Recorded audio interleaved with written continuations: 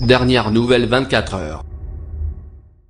Les affrontements ont repris samedi matin à la ZAD de Notre-Dame-des-Landes où des centaines d'opposants ont notamment remis des barricades là où les gendarmes se sont employés à les démanteler, au lendemain d'une visite surprise du Premier ministre. Les gendarmes répondaient par des gaz lacrymogènes et des grenades assourdissantes aux tirs de fusée des opposants. Un drone survolait la zone. Il y avait au moins 3 barricades en bois ou pneus reconstruites sur la D81, dont une enflammée. Les zadistes reconstruisent une barricade. Un survol d'hélicoptère dans la nuit a permis d'observer 4 barricades sur cette route. Une opération de dégagement a été lancée vers 7 h ce matin avec 2 blindés en tête et quelques escadrons. Les barricades n'étaient pas tenues et pas piégées, selon la gendarmerie.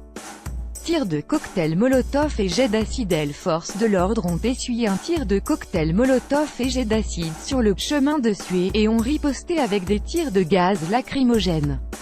Il n'y a pas eu de blessés. L'équipe médicale des zadistes a évoqué, pour sa part, une dizaine de blessés dans leur rang. Alors qu'il était de 250 en début de semaine, le nombre d'opposants est passé à 700 jeudi soir, selon le général Richard Lizuret, directeur général de la gendarmerie. Nous avions 700 personnes en face de nous, notamment des gens extrêmement violents, de l'ultra-gauche. Certains Black Blocs sont présents ici.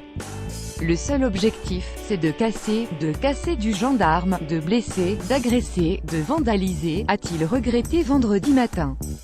Lors d'une visite surprise aux gendarmes vendredi, Édouard Philippe a mis en garde contre toute réoccupation des sites évacués tout en gardant la main tendue aux zadistes qui acceptent le processus de régularisation. Faisant le point des expulsions entamées lundi, Édouard Philippe a déclaré que l'ensemble des objectifs que nous étions assignés a été atteint. 29 squats sur 96 ont été déconstruits et leurs occupants expulsés.